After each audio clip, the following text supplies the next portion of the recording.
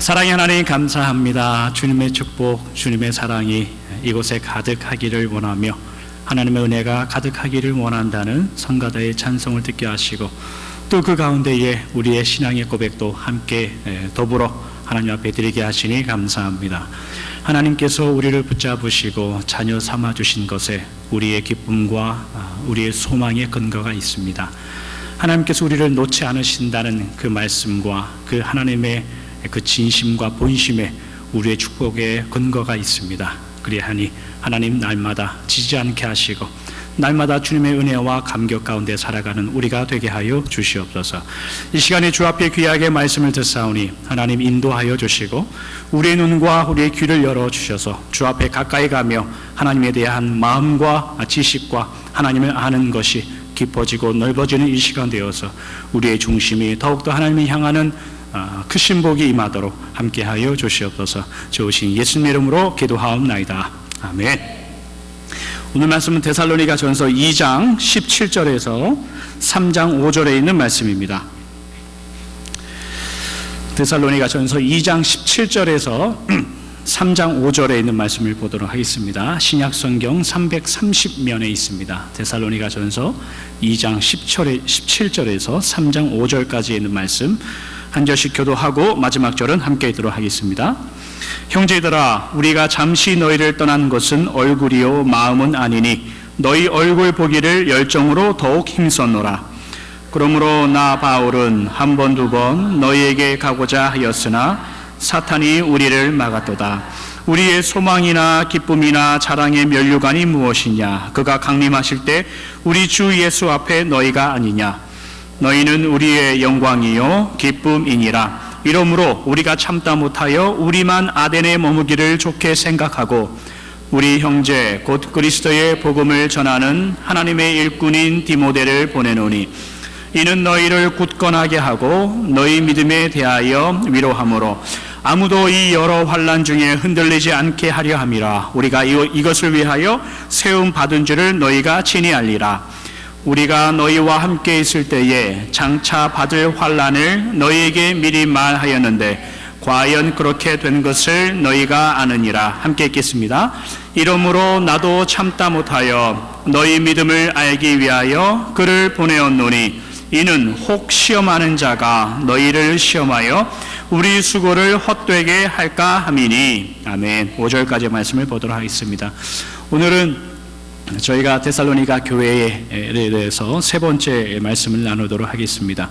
지난주일에 저희가 살펴본 내용이 데살로니가 교회 안에 어떤 소문이 퍼지냐 했냐면 바울이 어떤 물질에 대해서 심각한 문제를 가지고 있다라는 소문이 데살로니가 교회 안에 있었다라는 것을 지난주에 살펴봤었죠.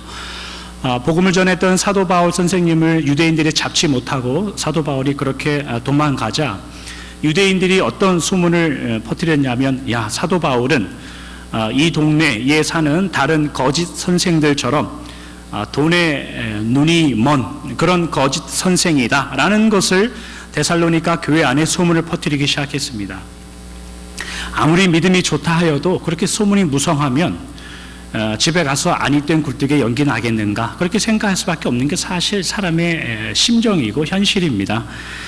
이런 오해가 데살로니가 교회 안에 있었다는 그 소식을 듣고 그 편지 가운데에 사도 바울 선생님이 그 마음을 전해서 기록했던 것이 그 부분이 데살로니가전서 2장에 있는 말씀이었죠. 그래서 3절 같은 데 보면 성도 여러분, 제가 그 간사함이나 부정이나 속임수나 아첨하는 말이나 탐심의 탈을 쓰고 한 것이 아닌 줄 여러분들이 알고 있지 않습니까? 오히려 2장 9절 이런 데 보면 여러분들이 행여나 오해하실까봐 제가 밤낮으로 일하면서 여러분들에게 복음을 전했습니다 라고 사도 바울이 그렇게 이야기를 합니다. 데살로니가 교회를 세울 당시에 바울은 밤낮으로 일을 하면서 복음을 전했습니다. 단순히 필요해서 일을 했다라는 것으로 우리가 이해해서는 안 되고 몇 번 우리가 언급했듯이 데살로니가 지역을 사도 바울이 가기 전에 이미 들렸던 데가 루스드라라는 지역과 빌립보라는 지역이었죠. 루스드라라는 지역에서는 사도 바울은 성경에 표현하기를 맞아서 죽었다라는 표현을 쓸 정도로 그러니까 유대인들은 죽었다고 생각했기 때문에 버린 거예요. 그러니까 돌에 맞아 죽은 사람이 되고 돌에 맞아 죽었으니까 성 밖으로 내다 버립니다. 유대인들이. 그것은 성 밖에서 들짐승들에게 먹이가 돼서 죽으라고 내다 버린 거예요. 그러니까 그 정도로 몸이 약해 있는 상태였고, 빌립보 지역에서도 마찬가지였죠. 우리가 잘 알던 바울과 실라가 옷을 벗기고 매를 맞고 감옥에 갇히는 사건이 있었던, 그게 빌립보에서의 일이었죠. 그렇게 막 풀려나온 이후에, 그 이후에 데살로니가 지역을 온 겁니다. 바울도 사람이니까 어떻게 해서든 이제 먹고 살아야 되니까 일을 하면서 지냈다라는 표현이에요. 바울은 유대인이죠. 그러니까 유대인으로서 사도 바울은 본인이 어떤 그런 육적인 도움을 얻기 위해서는 아무 유대인들에게 찾아가면 돼요. 그러니까 유대인들에게 찾아가서 내가 유대인이니까 나를 도와라, 나그네를 도와라 라는 어떤 율법의 근거를 대해서 도움을 받을 수 있었어요. 그러니까 만약에 내가 그 예수를 전한다는 걸 잠시 조용하고 있으면 그런 도움을 받을 수 있어요. 또는 데살로니가 교회나 교인들 향해서 복음을 전하는 사도들에게 마땅히 일하는 소에게 망을 씌우지 말라라는 그 사도 바울은 그런 마음이 있었다고요. 처음부터 그런 것을 요구해서 마땅히 먹을 것을 요구하거나 재정적인 도움을 받을 수도 있었는데, 사도 바울은 그렇게 하지 않아요. 행여나 그분들이 오해할까봐 밤낮으로 일을 했다라는 것을 생각하면 사도 바울이 복음을 전하는 것에 있어서 얼마나 그 하나님과 교회를 생각하면서 복음을 전했던가를 우리가 엿볼 수 있는 대목입니다. 그렇게 복음을 전하는 이 사도 바울에게 그런 물질에 깨끗하지 못하다라는 이런 오해가 퍼지고 소문이 퍼졌을 때에 그 사도 바울 선생님의 마음이 어땠을까를 우리가 한번 짐작해 볼 수 있는 그런 대목인 겁니다. 그러니까 한 번 더 나아가서 우리가 생각해 볼 것이, 지금 데살로니가 전서를 기록하고 있는 이 현재 상황에 대해서도 우리가 한번 생각해 볼 필요가 있어요. 이제 올해가 2015년인데 사도 바울이 제 2차 여행을 다닐 때 데살로니가 교회를 세울 때가 51년도예요. 그리고 데살로니가 전서를 기록했을 때는 52년도, 그 다음 해에 이 서신을 기록하고 있는데, 데살로니가 지방에서 그렇게 사도 바울이 여러 가지 유대인들의 그런 압력 때문에 베레아 지방으로 도망가고, 그 베레아 지방에서 아덴으로 260마일 정도 되는 거리를 도망갔단 말이죠. 바울이 아덴에서 디모데는 데살로니가로 보내고 실라는 마게도냐 지방으로 보낸 거죠. 그 사이에 바울은 그 아덴에서 고린도 지방으로 간 거예요. 그것이 이제 사도행전 18장에 나오는 기록들인데, 바울이 고린도 지방에서 교회를 세우고 있었을 때에 실라와 디모데가 돌아와서 마게도냐와 데살로니가에 대한 소식을 전해줬던 게 이제 그런 일이에요. 그러면 실제 이 데살로니가 전서를 기록하고 있는 지금 현재 52년도 바울이 고린도 지방에 있었을 때에 바울의 상황은 어떠했을까도 사실 궁금하죠. 그게 이제 사도행전 18장 1절에서 4절에 있는 말씀인데 제가 한번 읽어드릴게요. 화면에 있습니다. 그 후에 바울이 아덴을 떠나 고린도에 이르러 아굴라라 하는 본도에서 난 유대인 한 사람을 만나니, 글라우디오가 모든 유대인을 명하여 로마에서 떠나라 한 고로 그가 그 아내 브리스길라와 함께 이달리아로부터 새로 온지라. 바울이 그들에게 가매 생업이 같으므로 함께 살며 일을 하니 그 생업은 천막을 만드는 것이더라. 맞은편 함께 읽어볼까요? 4절 시작. 안식일마다 바울이 회당에서 강론하고 유대인과 헬라인을 권면하니라. 그렇게 아덴을 떠나서 고린도 지방에 간 바울이 아마 삶의 형편이 넉넉하지 못했을 거예요. 왜냐하면 거기서도 밤낮으로 일을 하다가 도망와서 고린도로 지금 간 상태니까 어쨌든 먹고 살아야 되잖아요. 고린도 지방에 가서 사도 바울의 원래의 직업이 천막을 만들어서 팔고 했던 그런 일을 했던 자라, 그곳에서 내가 할 일이 무엇이 있겠나 이렇게 두루두루 살펴본 거죠. 그러니까 우리가 잘 아는 아굴라와 브리스길라라는 유대인이 로마에서 그 로마의 흉년 때문에 어쨌거나 유대인들 다 추방하는 그런 일이, 유대인 역사가 길지만 추방을 당해서 고린도 지방에 온 아굴라와 브리스길라를 알게 되죠. 그러니까 오늘 2절 마지막과 3절 이런 데 보면 바울이 그들을 찾아갔다 이런 표현이 나오고, 그곳에 함께 살며 일을 하며 있었다 이런 표현이 나와요. 그러니까 여기서도 바울은, 이 고린도에서도 바울은 밤낮으로 일을 한 거예요. 밤낮으로 일을 하면서 안식일, 주말이 되거나 아니면 저녁에 시간이 있을 때가 되면 틈을 이용해서 고린도 교회를 세우는 그런 일이 이제 사도행전 18장의 고린도에 있는 사도 바울이에요. 우리가 바울을 전도하는 모습을 이야기할 때 좋게 표현해서 전도 여행이라는 표현을 쓰죠. 바울의 1차, 2차, 3차 전도 여행. 그러나 생각해 보면 사실 여행은 아니죠. 가는 데마다 정말 고생하는 겁니다, 사도 바울은. 그러니까 우리가 생각할 때 여행이라는 개념을 거기다 탁 붙여놓으면 안 돼요. 죽을 고생하고 복음을 전하는 바울, 이렇게 우리가 사도 바울을 그렇게 이해해야 됩니다. 그러니까 이런 고린도에 있었던 바울, 데살로니가 교회에 편지를 쓰고 있는 이 고린도에 있는 바울의 상황을 보면 이 데살로니가의 편지를 보면 이 편지를 언제 썼을까요? 잘 생각해 보자고요. 밤낮으로 일을 하면서 먹고 살고 시간이 있을 때마다 고린도 교회를 세웠단 말이죠. 그럼 데살로니가의 편지를 쓰고 있는 지금 이 상황, 언제 몇 시에 일어나서 편지를 썼을까요? 그냥 쉽게 생각하면 굉장히 밤늦게 썼을 거예요. 아니면은 새벽에 일찌감치 일어나서. 그러니까 바울은 굉장히 피곤한 가운데에 데살로니가 전서를 기록하고 있는 거예요. 이런 거 생각하면 사도 바울 선생님이 하나님을 사랑하고 은혜와 믿음을 나누고 신앙을 세운다는 게 이게 얼마나 그의 인생 가운데에 최고이고 핵심으로 두고 살았는가를 우리가 엿볼 수 있는 거죠. 이런 고린도에 있었던 사도 바울의 이런 배경들을 가지고 오늘 본문으로 저희가 한번 들어가 보도록 하죠. 오늘은 이제 저희가 세 번째를 나누는데 오늘 본문의 주된 내용은 사실 간단해요. 내가 이러한 이유로 디모데를 여러분들에게 보냅니다. 이제 디모데를 보내잖아요. 디모데를 보냅니다. 이런 이유 때문에 보내는 겁니다가 이제 오늘 본문인데, 단순히 말하면 여러분들이 걱정되어서 디모데를 보냅니다라고 생각할 수 있어요. 그러나 사도 바울 선생님은 오늘 본문에 그것보다 더 깊은 내용을 거기다 심겨놨단 말이죠. 우리가 캐낼 만한 그런 말들, 그런 의미들을 거기다 숨겨놨어요. 예를 들면 17절, 18절 이런 데 보면 사도 바울 자신이 여러 번 데살로니가 교회를 방문하려고 했었던 것 같아요. 한 번, 두 번 이런 식의 표현을 써서 어떤 노력으로 데살로니가 교회를 돌아가려고 했던가는 성경에 나오지 않아요. 그러니까 베레아였던지 아덴이었던지 아니면 뭐 고린도, 지금 현재 있는 고린도 지방이었던지 가는 곳마다 일이 이제 잘 맞춰지면 다시 데살로니가 지역으로 다시 가봐서 그분들을 보살펴야 되겠다. 어떤 그런 영적인 거룩한 부담들, 그런 생각들을 가지고 있었던 모양인 것 같아요. 그러나 사도 바울은 다만 사탄이 방해해서 가지 못했습니다 라고 이제 본문이 말할 뿐이에요. 사탄이 어떻게 방해했는가도 성경에 기록되지 있지 않고 있어요. 그래서 우리가 이해하기 힘드는데 생각할 수 있는 가능성은 몇 가지가 있죠. 첫 번째, 예를 들면 그 데살로니가에 있었던 유대인들이 여전히 살기가 등등하여 사도 바울 오기만 해봐라, 이놈을 다시 한번 때려잡을 것이다, 그런 이유가 있을 수도 있고, 아니면 지금 고린도 지방에 있는 이 사도 바울이 데살로니가까지 260마일이나 되는 거리를 현재 몸 상태로는 다시 돌아갈 수 없을 수도 있고, 세 번째는 여러분들이 사도행전 18장 12절 이후에 보시면 이 고린도에서조차도 유대인들에게 붙잡혀서 법정에 넘겨집니다, 사도 바울이.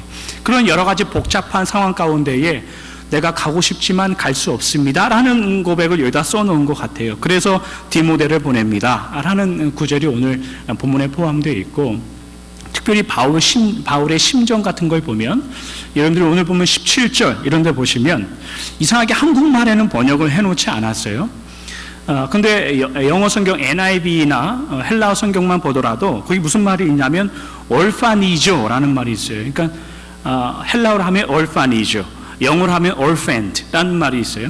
제가 일부 예배 설교를 끝내고 다른 NIV 성경을 한번 찾아봤어요. 여러분들이 가지고 있는 NIV인데 여러분들이 가지고 있는 NIV에도 안 나와 있더라고요. 근데 제가 가진 NIV 성경은 2011년도에 개정판인데 거기만 나와 있어요. 그러니까 최근에 나온 영어 성경에만 나와 있어요. orphanage, orphaned라는 말을 써서 사도 바울이 뭐라고 그다 기록했냐면 한국말 성경에도 번역이 안 돼 있고 we were orphaned 이렇게 돼 있어요. 그러니까 무슨 말이냐면 우리가 고아가 되었습니다. 그 표현이 거기 있어요. 사실 영적인 고아로만 따지면 바울이 아니라 데살로니가 교인들이죠. 바울은 영적인 아버지가 돼야 되고, 근데 사도 바울은 편지를 보내면서 내가 얼프엔 내가 고아된 심정으로 지금 있습니다라고 데살로니가 교회에 그렇게 편지를 보내고 있단 말이죠. 그런 심정이에요. 사실 이런 표현이 좀 어렵죠. 굉장히 마음이 아픈 표현이에요. 왜냐하면 사도 바울의 심정이 어땠는가? 왜 이 표현을 쓸 수밖에 없었는가? 부모를 갑자기 잃어버린 그런 어린 아이들을 생각하면 그 참담함, 그 아픔, 빨리 부모님을 만나고 싶은 그런 마음이 굉장히 많죠. 그 마음이 사도 바울이 지금 자기의 마음이라는 거예요. 내가 어떻게 해서든 당장이라도 여러분들에게 달려가서 만나고 싶습니다. 내가 어떻게 해서든 당신들을 빨리 찾아내고 싶습니다. 그 심정이 사도 바울의 심정이었어요. 두 번째, 이 디모데를 보내면서 사도 바울 선생님이 가지고 있었던 그 심정은 뭐냐면 오늘 보면 19절인데요. 오늘 저희가 주목해서 볼 대목이 오늘 보면 19절입니다. 데살로니가전서 2장 19절을 함께 한번 읽어보도록 하겠습니다. 시작. 우리의 소망이나 기쁨이나 자랑의 면류관이 무엇이냐? 그가 강림하실 때 우리 주 예수 앞에 너희가 아니냐? 바울이 여러분 제가 지금 디모데를 여러분들에게 보내야 되겠습니다 라고 이야기하면서 그 이유가 뭐냐면 예수님이 다시 오실 때에 여러분들이 저의 면류관이기 때문입니다. 그런 이야기하는 거예요. 어려운 이야기하고 있어요. 바울이 이와 비슷한 말을 빌립보 교회에 빌립보서를 보내면서 똑같은 말을 해요. 빌립보서 4장 1절을 함께 읽어보도록 하겠습니다. 시작. 그러므로 나의 사랑하고 사모하는 형제들, 나의 기쁨이요 면류관인 사랑하는 자들아, 이와 같이 주 안에 서라. 빌립보 교인들에게 여러분이 제 면류관입니다. 이렇게 말하는 거예요. 오늘 오랜만에 좀 어려운 이야기를 하려고 합니다. 잘 집중해서 들어주십시오. 신약 성경이 원래 헬라어라는 걸로 쓰여져 있어요. 근데 헬라어 안에는 왕관, 그러니까 면류관이라는 말이 두 단어가 있어요. 두 단어. 하나는 디아데마라는 말이에요. 디아데마. 디아데마라는 왕관, 면류관, 왕관이란 뜻은 우리가 잘 알듯이 사극이나 무슨 영화 같은 데 보면은 왕들이 쓰는 뭐 이렇게 주렁주렁 매달려 있는 거 있잖아요. 권력의 상징, 권력의 표시. 이게 있으면 내가 왕이다 라고 하는 게 디아데마예요. 또 하나 왕관으로 쓰여지는 헬라어가 뭐가 있냐면 스테파노스라는 게 파노스, 그냥 피 발음을 하죠. 편하게. 스테파노스라는 헬라가 있어요. 여러분 스테파노스라는 발음을 들어보면 어느 분의 이름이 생각나지 않습니까? 스테파노스. 스테반 집사님 생각나죠. 스테반 집사님. 스테반 집사님의 이름의 뜻이 왕관이란 뜻이에요. 왕관. 그러니까 뭐 영어 이름 하면 스테판, 뭐 스테파니, 그런 그 이름이 왕관이란 뜻이에요. 스테반 이름 뜻이 집사님 이런 뜻이 아니고 순교자 이런 뜻이 아니고 왕관이란 뜻이에요. 근데 이 스테파노스가 어디서 온 말이냐면 스파노라는 말에서 왔어요. 스파노라는 헬라에서 왔단 말이죠. 근데 이 스파노라는 말에는 두 가지 의미가 있어요. 우리가 지금 조금만 어려운 이야기를 할게요. 스테포라는 말에서 스테포라는 말에서 왔는데 이 스테포는 두 가지 의미가 있어요. 첫 번째는 encircle 한다는 말이에요. encircle. 그러니까 감싸 안아버린다라는 뜻이 그 안에 하나가 있어요. 이게 무슨 의미냐면 내가 저것을 감싸 안아서 저게 원래의 존재는 안 보이고 감싸 안은 다른 게 보인다는 뜻이에요. 그게 encircle 된다는 의미예요. 그러니까 예를 들면 그 스테파노스라는 왕관이란 거는 달리기나 뭐 경기나 그런 거에서 제일 1등한 사람에게 주는 왕관이 스테파노스인데 쉽게 생각하면 권투 같은 거 한번 생각해보죠. 권투. 마이크 타이슨이 그런 경우는 잘 모르겠는데 권투 이렇게 동네에서 불량배 권투 이 싸움 잘하는 이 사람들을 픽업해가지고 이제 선수를 만들잖아요. 이 선수를 만든 이 사람이 운동을 열심히 해서 어떤 경기에서 이기거나 뭐 올림픽에서 1등 했거나 그렇게 하면은 그 사람에게 스테파노스 왕관을 딱 씌워줘요. 그 의미는 그 왕관이나 그 1등한 모습을 봤을 때 세상에 있는 모든 사람들이 싸움 잘하는 1등 이렇게 말하지 않죠. 뭐라고 이야기합니까? 세계 챔피언이라고 얘기하죠. 세계 챔피언이나 금메달리스트 이렇게 이야기하는 거예요. 그러니까 그 스테파노스 왕관을 쓰면 감싸줘서 그가 안 보이고 다른 존재가 된다는 뜻이에요. 그게 스테파노스의 왕관, 스테포란 뜻인데 이 스테포의 두 번째 의미는 뭐냐면 트와인, 영어에서 트와인이라는 뜻이 있죠. 우리 여자아이들 머리를 묶어준, 그게 트와인 한다는 얘기잖아. 여자아이들 머리를 묶어주거나 아니면 실을 여러 개를 꼬아서 이렇게 하나로 만드는 거, 그게 이제 트와인 한다는 말인데, 다시 말하면 여러 가지 것들이 묶여져서 어떤 다른 하나가 됐다는 뜻이에요. 그게 이제 트와인, 그게 스테포라는 말이에요. 이제 어려운 거 끝났습니다. 여러분, 제가 여기서 굉장히 어려운 질문을 한번 해볼게요. 질문. 예수님께서 십자가에서 돌아가실 때에 로마의 병정들이 예수님 옷을 벗기죠. 그리고 홍포를 입히죠. 홍포는 귀족들이 입는 귀족 옷인데 예수님을 비꼬기 위해서 홍포를 입힌 거예요. 홍포를 입히고 머리에는 가시관을 씌우셨어요. 그죠? 가시관은 가시왕관이란 뜻이에요. 근데 이 가시왕관에서 이 왕관이란 이 단어를 왕의 권력의 상징인 디아데마라는 단어를 썼을까요? 아니면 감싸 안아버리다, 다른 존재와 연합하여 하나가 되다라는 스테파노로스를 썼을까요? 이 문제를 마침 여러분 굉장히 성경 해석에 은사가 있다라고 생각하셔도 돼요. 디아데마라는 단어를 썼을까요? 아니면 스테파노스라는 단어를 썼을까요? 나중에 정답을 말하면 그거 하려고 했는데 그런 눈빛으로 쳐다보시. 예수님의 그 가시왕관, 가시면류관 했을 때의 단어는 스테파노스라는 단어를 썼어요. 그러니까 이게 무슨 말이냐면 세상은 예수님을 조롱하기 위해서 디아데마라는 의미로 왕관을 탁 씌워놓습니다. 그게 무슨 말이냐면 홍포도 입혀놓고 너 왕이라며 왕노릇 한번 해봐. 우리한테 한번 명령해봐. 아유 무서워 죽겠네. 그게 세상의 관점으로 왕을 만들어 놓은 거예요.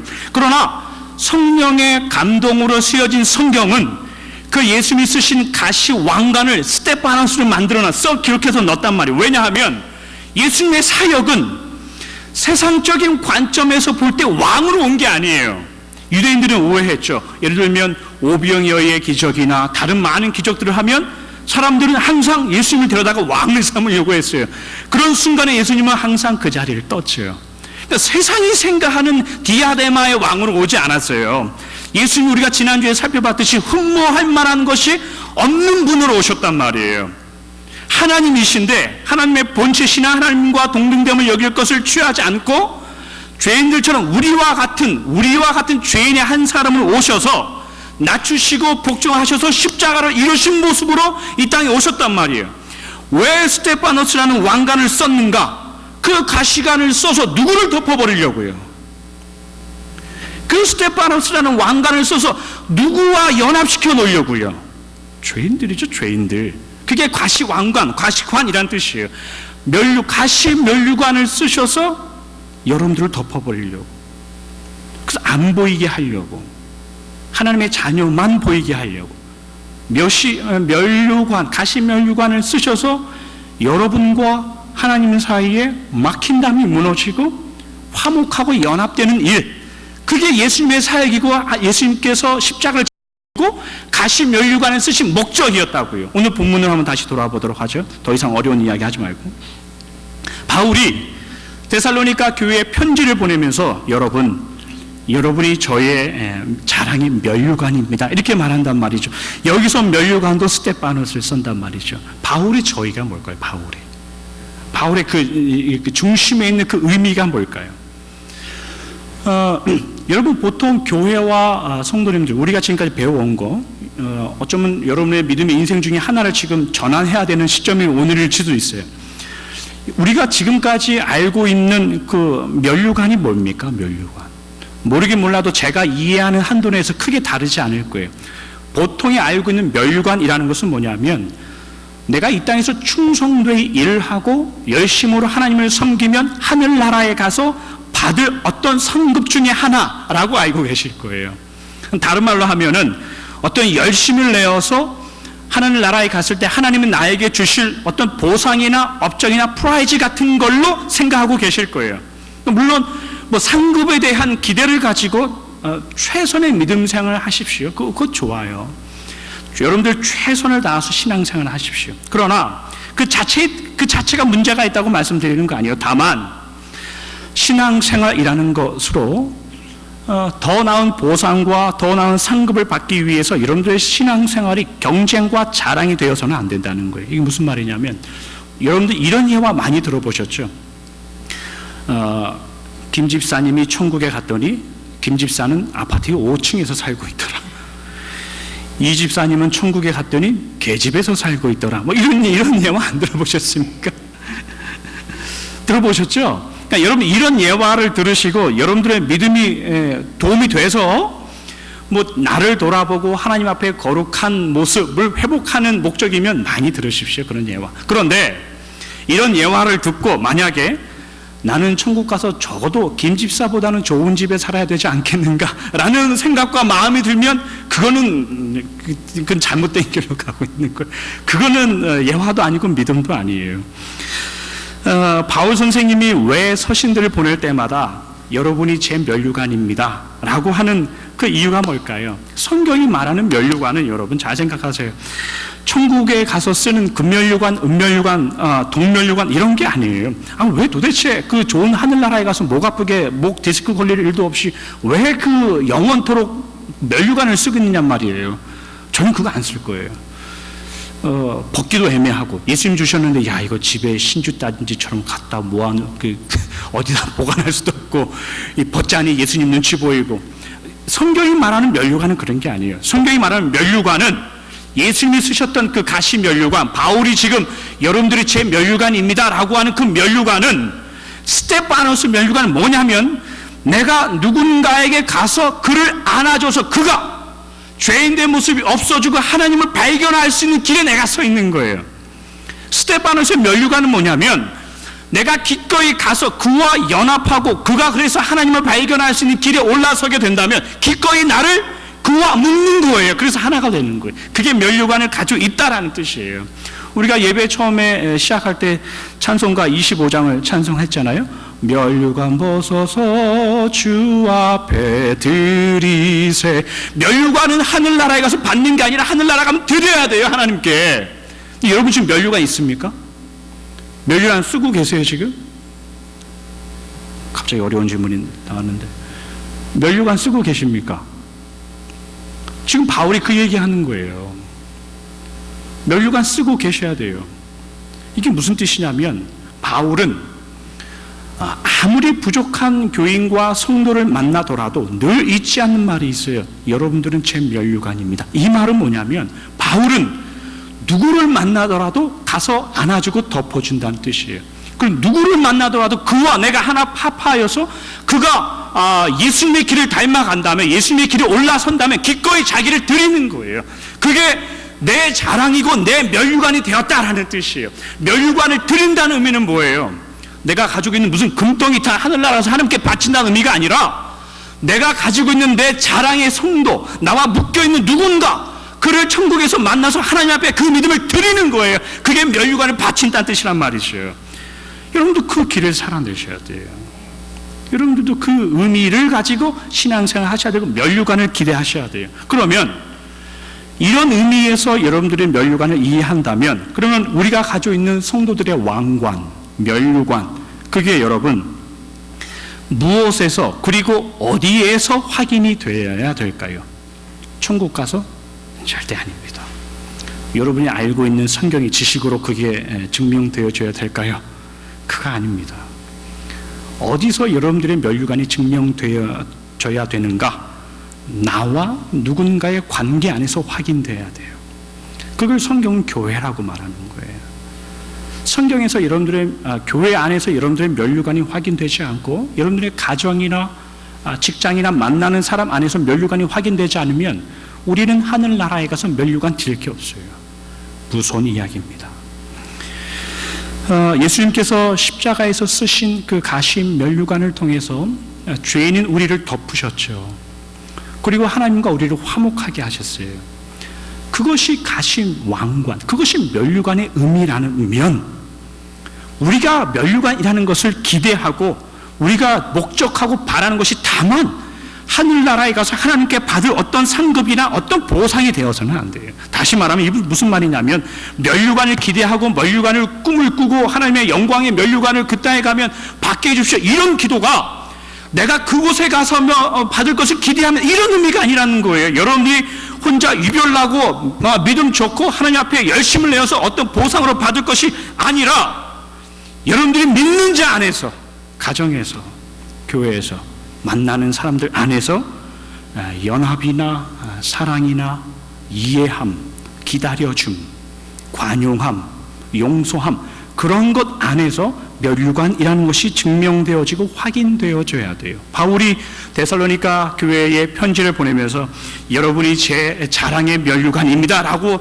얘기하는 걸로 봐서 바울이 그가 생각하는 면류관은 어떤 사람이었어요. 어떤 사람이었을까요? 부족한 어떤 상대란 말이죠. 믿음으로 이해해주고 나를 오해함에도 불구하고 내가 기다려줘야 할 어떤 상대, 그들이 면류관이었어요. 바울에게는. 오늘 본문이 바울이 데살로니가 교회가 여러분들에게 질문을 할 거예요. 두 가지를. 첫 번째, 여러분들은 면류관이 있습니까? 질문할 거예요. 면류관 무슨 금덩어리 이런 거 얘기하는 거 말고요.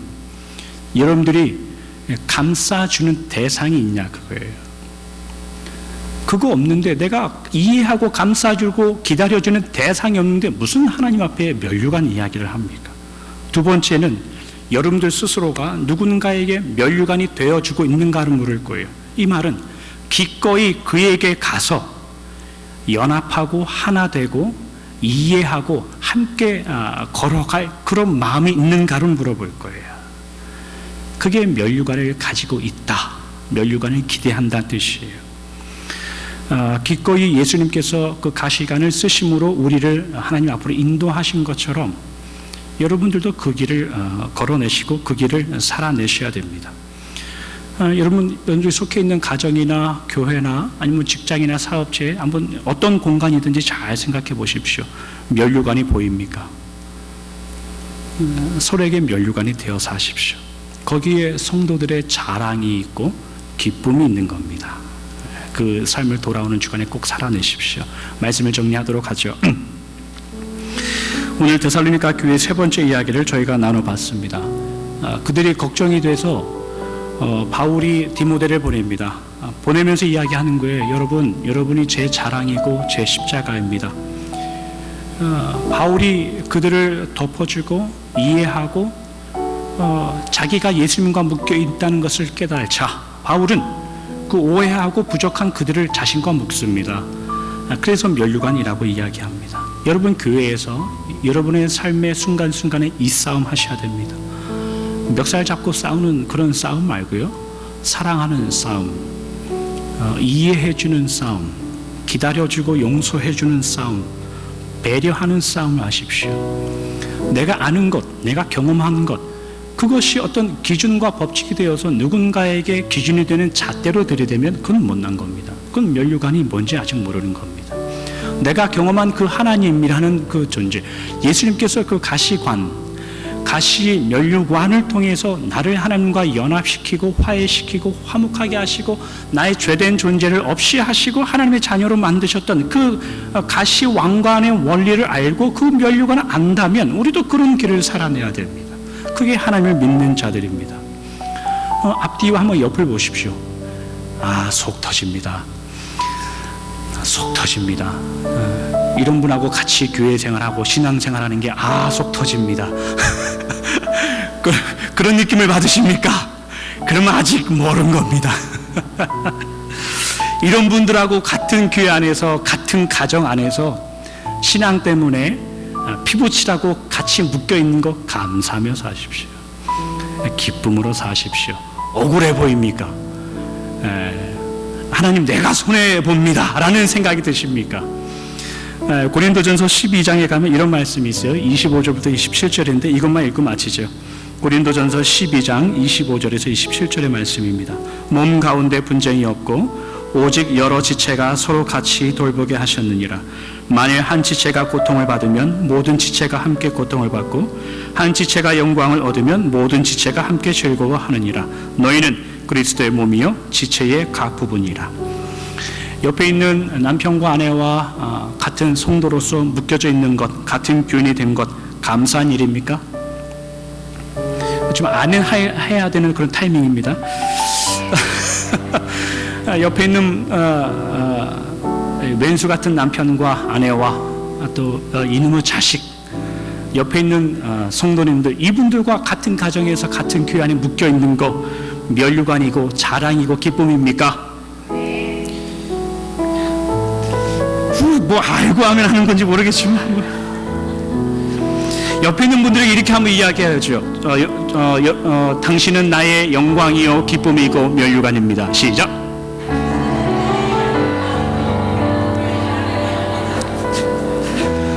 멍석을 깔아주면 우리는 잘 못해요. 그러나 그런 길을 살아내십시오. 그러한 길을 가십시오. 면류관은 천국 가서 하나님께 받는 게 아니라 천국 가서 하나님께 드리는 거예요. 그 면류관은 내가 상대를 덮어주는 내 인생이고 그 덮어준 성도와 내가 함께 묶여져 있는 관계인 거예요. 그래서 사도 바울은 당신들 내 자랑입니다. 왜냐하면 데리고 가야 되잖아요. 천국에 들어가서 하나님께 보여줘야 되잖아요. 이거 내가 끌고 왔습니다. 하나님 옆에 끌고 가는 사람 있습니까? 아니면 혼자 걸어가십니까? 끌고 가는 사람이 있어야 됩니다. 아시겠죠? 힘들어도 끌고 가야 됩니다. 끌려갑니까? 감사한 줄 알고 끌려가시고 나중에 누군가를 끌고 가야 됩니다. 그러한 길에 여러분들이 서 있어야 됩니다. 그 면류관입니다. 기도하겠습니다. 주님 감사합니다. 바울이 데살로니가 교회에 그 디모데를 보내면서 여러 가지 이야기를 하는 중에 여러분들이 저의 면류관입니다 라는 이 말이 무슨 뜻인가 우리가 생각해 봤습니다. 하나님 면류관은 우리가 하늘에 가서 하나님께 받을 상급과 보상 이런 문제가 아니라 이 땅에서 하나님 주님께서 우리를 그 가시 면류관을 쓰셔서 우리를 덮으시고 하나님과 화목하게 하신 것처럼 그 믿음과 그 십자가와 그 은혜와 사랑을 가지고 누군가를 덮어줄 수 있는 것이며 누군가를 내 자랑으로 삼고 하나님 앞에 함께 묶어서 주님을 만나는 그날까지 함께 그 길을 걷는 것이 하나님을 만날 때 하나님 이가 내 자랑이고 이 사람이 내 십자가고 이 사람이 내 면류관이었습니다. 주 앞에 그 기쁨과 감격을 드리는 것입니다. 이것이 우리의 면류관입니다. 하나님 다른 데 가서 허튼 짓 하지 않게 하시고 내가 사랑할 자, 내가 기다려야 할 자, 내가 바라봐야 될 자, 내가 덮어줘야 될 자, 이해하고 관용하고 감싸줘야 될 자, 그런 자들이 눈에 보이게 하시고 하나님 억울해하지 않게 하여 주시고 하나님 나만 홀로 짐을 지고 갑니다 이런 쓸데없는 이야기 하지 않게 하시고 주 앞에 주님께서 주시는 그 힘으로 이 길과 이 삶의 정황들을 살아내는 우리가 될 수 있도록 축복하여 주시옵소서. 좋으신 예수님의 이름으로 기도하옵나이다. 아멘.